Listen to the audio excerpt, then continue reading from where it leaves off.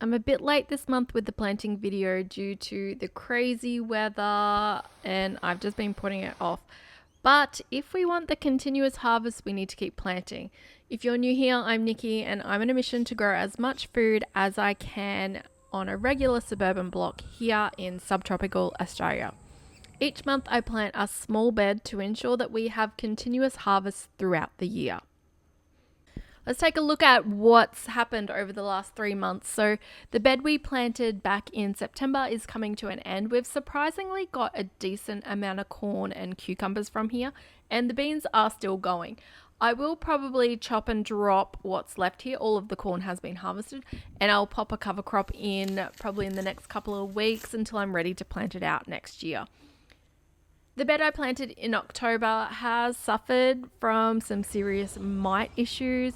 I did get loads of lettuce out of here and enough basil to make a pesto log that I froze. I used Jamie Oliver's super quick batch pesto log recipe if you're wondering what one this one is.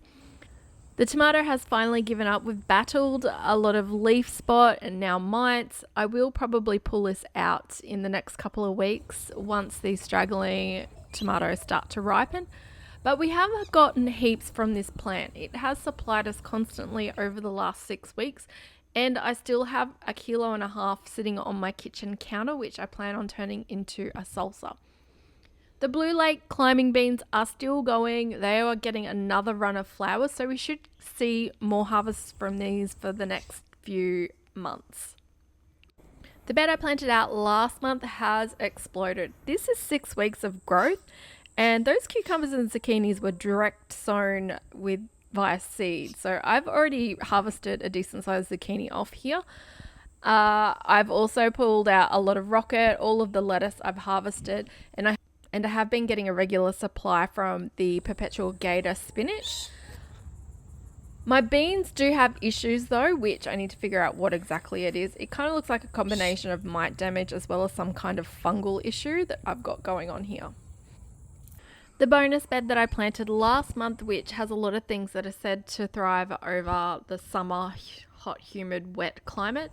Everything is looking really good. The okra is starting to flower. We've got jalapenos. I've been harvesting basil from here as well. But the eggplant that I got from Bunnings, that was meant to be a Lebanese one, which is a long, skinny one, looks suspiciously like a regular eggplant. I do have another one growing, so I'm tempted to pull this one out and just give more space for the okra. Now it's time for our December bed. With prepping this bed, I did a cover crop and I chucked in the chickens for a bit to get rid of some of those greenhouse cockroaches. And then I covered it in black plastic. And once everything had died back from the cover crop, I just layered some compost on top. I didn't do any digging in here. The chickens did a little bit, but that's all I've done. This bed is one of our smallest ones. It's a 90 centimeter by 90 centimeter. It's an old birdie's bed and it used to be cream in color, but we gave it a refresh to match the new beds with a bit of spray paint. It is getting a bit of rust marks, but it would be near on 15 years old now. So it has moved with us multiple times, so it's still doing pretty well. Some people ask me if these metal beds dry out. I haven't actually had that experience. They're no different to the timber raised beds that we used to have. But I do find that if the beds aren't fully topped up, you might find that some of the plants will burn. So overplanting helps. So it keeps the sun off the edges of the bed. So I like to grow things that sort of hang over the edge, like beneficial flowers, like the sweet Alice alyssum, or planting beans that overhang as well. So the plan for this month is my cherry tomato on my northern side. I'm going in with some basil and borlotti beans, as well as a bunch of microgreens of amaranth and mizuna. And then I'll just fill in these spaces with some flowers. The support I'm going to use for my tomato is actually going to be a trellis. Normally in summer, I like to put my trellises on the western side just to give my gardens a bit of protection from that afternoon sun. But I do have a Madagascan bean that is to the west of this, so I'm going to pop it on the north. My plan is to grow this so it grows flat against the trellis. You could use a tomato cage, but I do find indeterminate tomato varieties will take over if you let them, and a cage usually isn't enough. So this tomato is a cherry Roma tomato that I sowed a couple of months ago.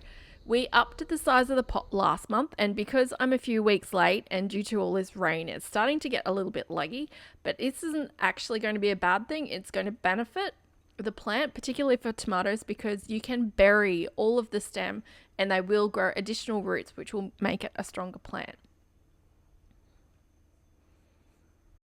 So you're going to pop basil on the opposite side of where the tomato is coming up, and then one in the center. I've got a regular sweet basil, and I've also got my purple dark opal basil. On the edges, I'm just going to pop in some sweet Alice, which you could do any kind of beneficial flower that has a smallish root, so it's not competing in this space. Things like marigolds or dianthus. Anything that will handle the humidity and the heat at this time of year. On the southern side, I'm going to go in with some borlotti beans. So this is 2 rows. Normally I only do 1 row of beans, but I do want to just fill up this bed with these borlotti beans. So I'm doing 2 rows, spacing them around 15 centimeters apart. Because this does have a curved edge, I am sort of missing out on a couple of plants, but that's fine.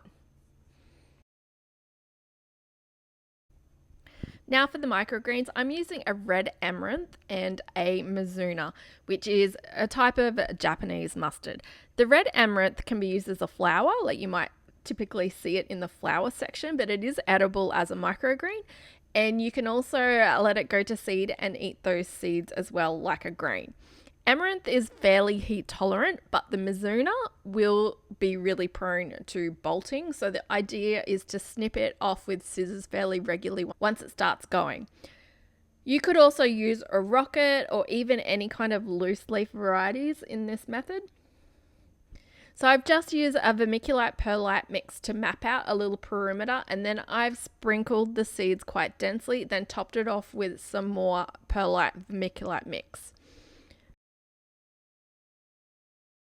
I've then gone around and mulched everywhere quite thick where I have seedlings and very lightly where I have the beans that are yet to pop up. I have also popped some shade cloth over the microgreen area, just being careful not to crush that basil in the center. This bed is pretty well protected, but if you are planting in full sun in the middle of summer, you might want to put a shade over the entire bed until things get established. Now quickly to the greenhouse for some planting for things that we're going to be putting in the garden in January and February. I'm going to go in with some lettuce. I've got some red oak leaf lettuce, which is similar to the green one that I planted a couple of months ago. It's still best to only plant loose leaf varieties because of the heat. Lettuce is more prone to bolting straight to seed, so you'll never get things like the heart of an iceberg lettuce, for example, or the heart of a cos lettuce. I'm also going to plant some tropic tomatoes. These are great for the humidity. These will be going in the garden in February. We do see a lot of our highest rainfalls in February and March, so this one's a good one to grow over that period. I'm also going to go in with some Thai basil, which I'll just use as a space filler around the garden. Now that's it for our December planting. If you want to plant along with me, I do have a bundle of seeds available on my website that has everything that I'll be planting for the next 3 months in my garden. Thank you guys so much for watching, and I will see you next time.